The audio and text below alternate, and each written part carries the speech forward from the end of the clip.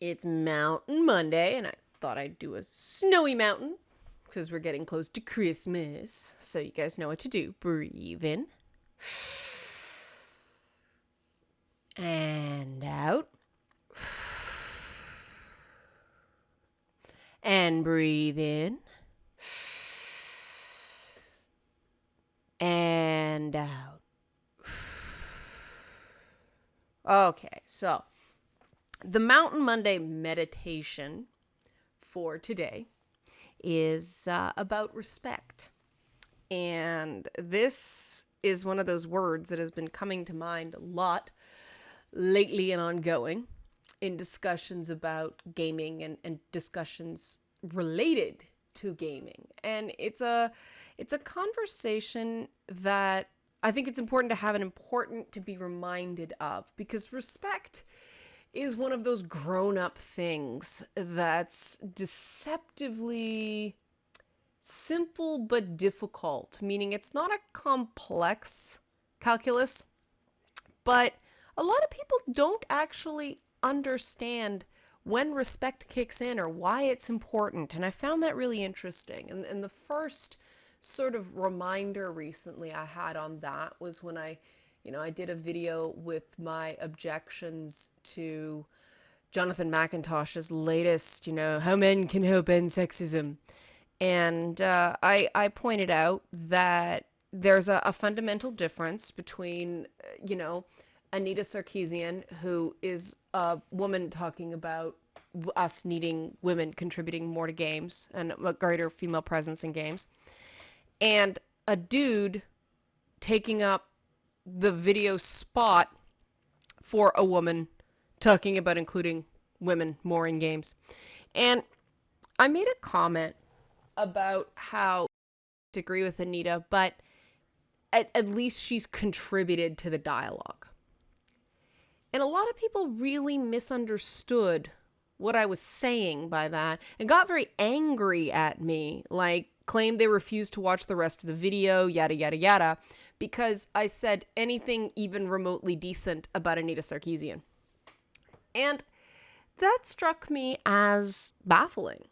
I was very surprised by this. I didn't think that would be a contentious statement, because my view on the world is that even when you don't like someone or when you don't agree with someone, if you're going to bother to waste the time, well, you're not wasting time, but if you're going to bother to take the time and the energy, and the mental faculty to object to what they're doing, you have to come at it from a place of respect. You have to respect them because they're significant enough to whatever it is that's affecting you for you to feel like you need to rebut what they're saying.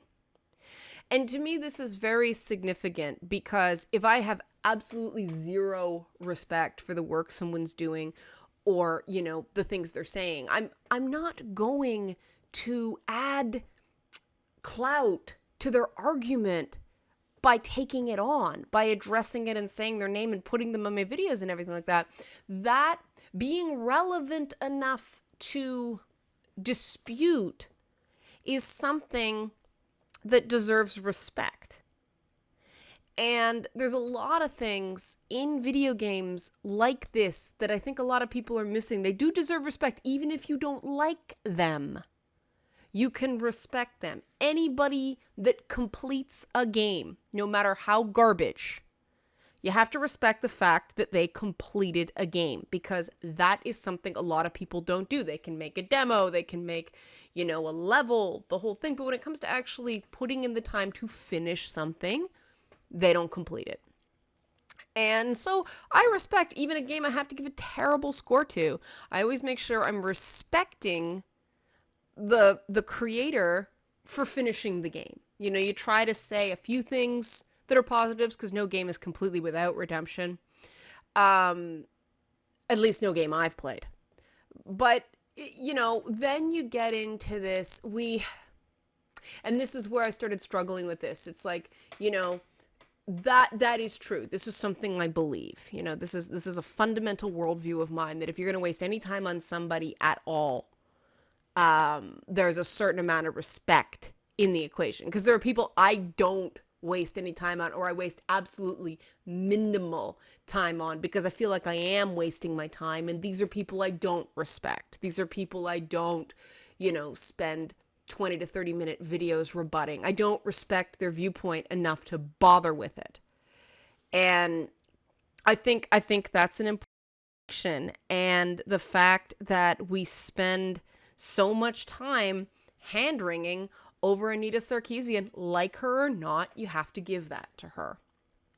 And that's true of, certain game developers that people may or may not like. And when you keep in mind that respect, and I cannot respect someone as a person, but still respect the accomplishment of completing a game. And there are some developers like that who I have had, personal experiences with them. I don't respect them as people, but I do respect the fact that they completed a product. And sometimes it's even a good product. And I think that if we kept this frame of mind, this frame of reference, all our discussions around video games would be more respectful. And of course, then we get into this concept of trolling. Well, trolling's an inherently disrespectful activity, right? It's the epitome of I don't care. Trolls aren't supposed to be emotionally invested in something. That's why it's trolling. But then you get into this paradigm we have in video games where a lot of the most popular reviewers are popular because they issue absolutely scathing critiques of products, not necessarily developers themselves, but the products they make. And I started, trying to think about, is there a respect in that? And there is something of a respect. I mean, the people that do it again and again and again and again, some of them are just assholes. And that's true. And there is no respect in the equation. And I have a bit of an issue with people that review games that many people worked extremely hard on with no respect. And I think that's the reason some gamers get very upset about some game reviews, especially when a reviewer focuses on a somewhat subjective social issue in a game, because it's not respecting a game as a game. It's not respecting the interactive component, or the fact that, it may come from a different country where the cultural touch points are different, or it's a question of can you do it or must you do it? And people who come at games from a completely narrative or character-driven analysis tend to confuse those two states, because in gaming, the idea is there's only an emotional reward for doing good if you have the option of doing bad, or the option of doing evil. And that's an important distinction. And, if somebody can disagree with someone's review on that paradigm, that's a respectful paradigm, and I absolutely agree with them. Others who come at developers really rough, really brutal, very blunt, I think they're actually coming at it from a place of respect. Some of them show disdain for developers out of respect for consumers. There's a lot of us who know that, AAA video games are increasingly becoming a numbers game. And it's all about how to milk the most money out of a game paradigm where games are getting more expensive at a faster rate than developers can raise prices or publishers can raise prices. So they're constantly trying to either make less game or suck more money out of people. Expensive DLC, unlockable content, expansion packs, annual titles. All these are ways to get more money out of the same base price. And, the reason there's an explosion in Toys to Life and free to play and all this stuff is there's, no fixed price tag. You can charge more for a Toys to Life starter kit. You can, people spend astronomical amounts of money on these allegedly free to play games because there's no psychological barrier to spending ridiculous amounts of money. How much is too much to spend on Candy Crush Saga? No one's quite sure. You know, how much is too much to spend on Clash of Clans? No one's quite sure because there's no suggested price, right? It's all these microtransactions. And so I think some of these critics that are absolutely scathing on developers are deciding that their respect is going to go to the consumers, and they're not paying developers respect because they believe, rightly or wrongly, that developers aren't respecting consumers. And okay, there's respect in there. Sometimes it's also, and I know I do this, on certain developers and certain individual professionals I know can do better, and they just faltered on a particular game or a particular series of games. Sometimes a developer or sometimes a writer is not a good fit for a series. They're absolutely brilliant on one project and not so brilliant on another, and that can be processed. You know, it wasn't a good fit with the development team. It could be they just didn't have a grasp of that character, but they're amazing at another. You know, other times it's the same developer, it's the same people, but for some odd reason, they either lost confidence in their vision or changed something for the sake of change, which is also, you know, a lack of respect for their property. And I'll kick their ass really hard in a review because I know they can do better. And this is the difference from, you know, somebody like me who's a Gen Xer, Generation X, people born, you know, in the late 70s, early 1980s, who we had that sort of paradigm of we didn't just get passed through. We could fail grades. We could fail tests. You know, we didn't get a do-over if we didn't study. If an assignment was late, a teacher was allowed to give us 0 after a certain threshold. And so our understanding of respect is actually fundamentally different than some millennials who don't have that sort of, some people would call it tough love approach. We're coming at it from the perspective of we respect each other enough that we're going to call each other out, not on the internet, of course, well, sometimes on the internet in review, but we're going to call each other out if we think we're not doing our best work. And that's because we want people to succeed and we want people to be their best selves. You know, it's this, well, let's not hurt anybody's fifis. Let's not kick anybody in the feels because we're temporarily being nice instead of being respectful on an ongoing basis. And I think that's the real culture clash between people of my generation and earlier. And I mean, God, Gen Xers are freaking pansies compared to people who survived, you know, people who have been alive when, you know, the Korean War, or, you know, my stepdaddy was 12 when London was bombed during World War II. You know, stuff like that. It's baffling to them, the stuff that people get a pass on. You know, there are members of my family who are really, really rough on me, but they come from another time. And they are of the opinion, and I think this is just true of anybody who's in the military as well, because when lives are on the line, this matters. If you can do better, they're going to push you to do better. And there are better and worse ways of doing that, right? And I think that's partially why some critics who are very rough on games are embraced by gamers, and others are seen as outsiders. They're seen as people telling gamers what to like and what to be from the outside. I think at the core of it all is a respect for games and a respect for gamers, and that's absolutely critical. But the reality is that you have to understand what respect is to begin with. And the fact that we live in this millennial malaise of you can't say anything bad about anybody because it doesn't matter if the project sucks or not, as long as there's never a blow up and everybody's friends at the end. If I'm in a work environment and I have a product that needs to ship, I don't give a damn if I'm friends with somebody at the end of that project. What matters to me is that project ships in a state of excellence.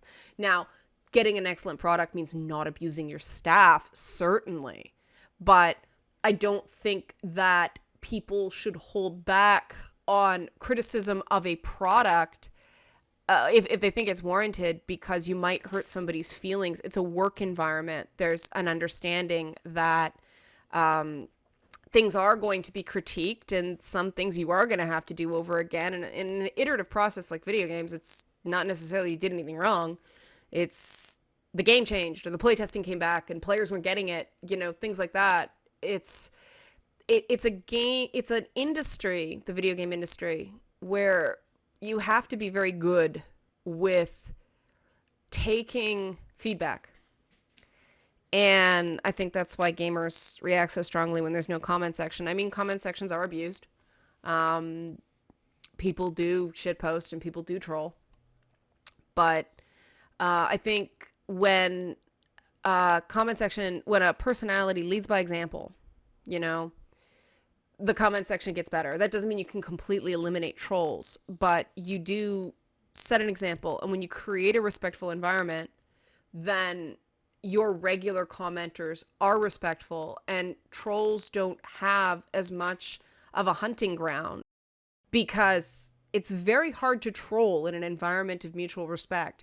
It's very easy to troll in an area of millennial malaise with the focus on these artificial safe spaces.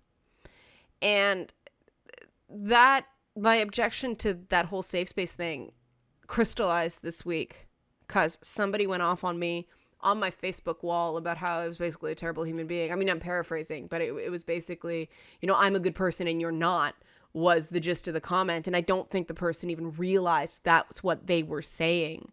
But my first thought was, whoo, you got a lot of nerve coming into my Facebook wall and posting this oppression screed about a photo meme I put up about safe spaces and basically about how college students shouldn't be afraid of ideas and should be prepared to be challenged.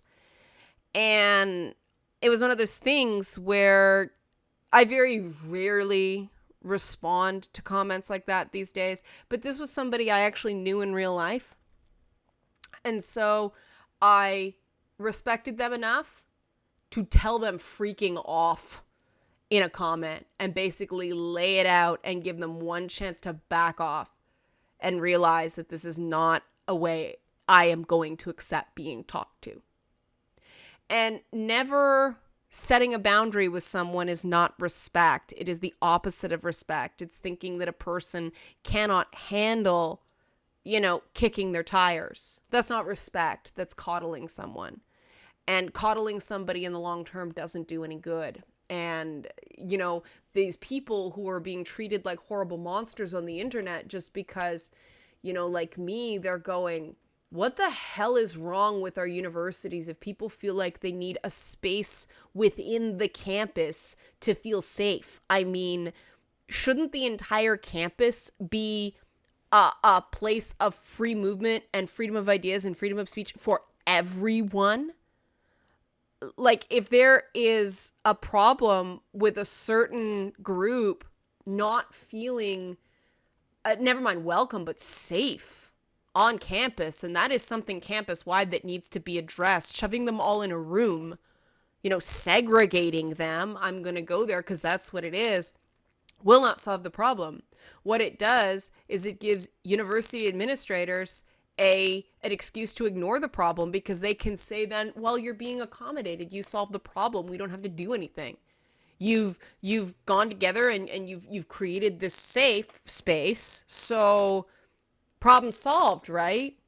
And of course it's not. It's a Band-Aid, but it's a self-inflicted Band-Aid, right? And that's why I think a lot of people have issues with this. Either it's a problem or it's not. None of this problematic nonsense. Problematic is fine when you're in an academic space and you're trying to describe something that is something you struggle with, as opposed to, because saying something is flat out a problem is something you have to back up in academia very, very strongly. It's a heavy.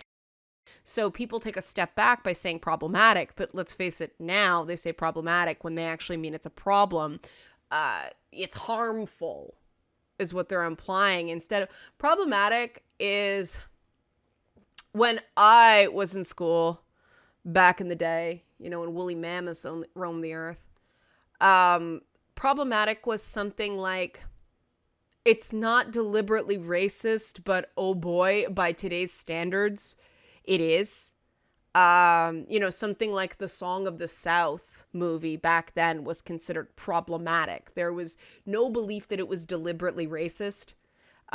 Telling this whole thing that I understand happens to Asian people a lot is, where are you from? I'm from, up here. It's like, I'm from Canada. No, where are you from? They're asking what their ethnic background is, but it's phrased, where are you from? Well, that's not a deliberate act of racism. Now we'd call it a microaggression. Back then, we'd call that problematic behavior. And so the goalposts keep shifting, the words keep moving, and we have to keep creating new words for the same damn stuff. And it's really leading to communication errors because these college students get these fancy words and don't understand that look, this is your generation's words for a term that either my generation didn't have a word for or we had a different word for it. And no one is right or wrong there, but get off your damn high horse. It's a communication error, right? And that's where the respect thing comes in. I think that because millennials have been lacking in a certain amount of challenge in their educational structure, and in some cases, not all, but in some through parenting, they've never actually been taught respect because everybody's so nice. Everything's on a paradigm of like. You like everything. You like school because everybody's nice and everybody be friends. And no one has ever have to face the reality that respect is what kicks in when you don't like someone. And I think of people who I like, but I don't respect as well. But I've realized recently that's usually, if I like somebody but don't respect someone, it means they're kind of fun to hang out with, but I'd never trust them ever. And when someone's not trustworthy, then I realize, you know what? I'm not going to hang out with this person. I'm not going to give them time because as amusing or as temporarily entertaining as they are, I don't respect them for a reason. And I'm one of those people that if I don't respect somebody, the like wears off exceptionally fast. It's very fleeting. I can't like someone on a long-term basis if I don't respect them. And respect for a long time has been more important to me than being liked. I would much rather have somebody hate my guts and respect me than like me, but not take me seriously. And I think, you have to have a certain core to yourself, a certain sense of self to hit there, to not be so concerned, not be concerned about being liked, but it being very important to be respected. And I think that's a fundamental aspect of someone's character, that people who want to be liked get along better with other people who want to be liked, and people who want to be respected get along better with other people who want to be respected. And, we may seem more combative with each other, but that's because we respect each other. We don't have to handle each other with kid gloves all the time. And I believe this is taught. I believe this is something it's taught. I don't believe it's innate. I think that it's something you evolve into. Liking something is, to me, a less developed state than really understanding respect, because it can be tough. Respect can be kind of grueling, especially if, it's an opponent and they keep getting their licks in and they keep, getting to you, as opposed to somebody you just go, whatever, or somebody you can just dismiss as an asshole. If somebody makes a point and you have to acknowledge that point, that's worthy of your respect. And I think that if we remember this and we all work on this together, then this can solve, or at least be part of the solution to a lot of the things we're facing in gaming right now, a lot of the really tough issues. So that's my meditation for today, and it's Mountain Monday, so we close instead of just ending. So ready? Breathe in. And out. And breathe in. And